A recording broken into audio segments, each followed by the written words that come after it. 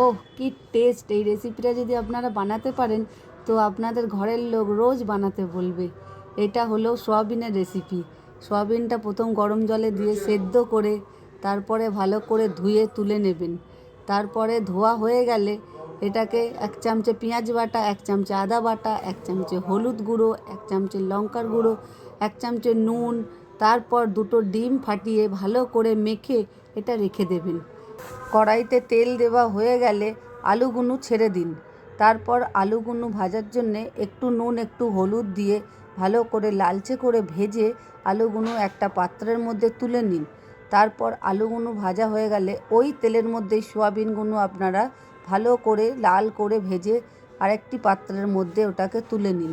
তোলা হয়ে গেলে তারপর কড়াইতে তেল দিয়ে ওর মধ্যে তেজপাতা, শুকনো লঙ্কা, গরম মশলা ফোড়ন দিয়ে ওর মধ্যে এবার কুচানো পেঁয়াজ একটু বেশি করে দেবেন যাতে গ্রেভিটা ভালো করে হয়।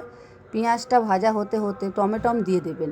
তার মধ্যে একটু নুন দিয়ে যাতে টমেটমগুলো সফট হয়ে যায়। তারপর আদা রসুন বাটা, হলুদ গুঁড়ো, লঙ্কার গুঁড়ো, কাশ্মীরি লঙ্কার গুঁড়ো, জিরা গুঁড়ো দিয়ে ওটাকে ভালো করে কষিয়ে তারপরে কষানো হয়ে গেলে তেল ছেড়ে দিলে সোয়াবিন আর আলুগুলো দিয়ে ওইটা ভালো করে নেড়ে চেড়ে তারপর অবশ্যই আপনারা কিন্তু তরকারিতে গরম জল দেবেন, তাহলে এই তরকারির টেস্ট আরও বেড়ে যাবে। তরকারির মধ্যে জল দিয়ে ভালো করে ফুটতে দেবেন। 4-5 মিনিট ফোটার পর ওর মধ্যে স্বাদ মতো চিনি আর এর মধ্যে গরম মশলার গুঁড়ো দিয়ে ভালো করে ফুটতে দিন। তারপর যখন গামাকা হবে তখন একটি পাত্রের মধ্যে ঢেলে নিন। ঢেলে এটা আপনারা পরিবেশন করবেন। এটা খেলে আপনারা আঙুল চেটে খাবেন।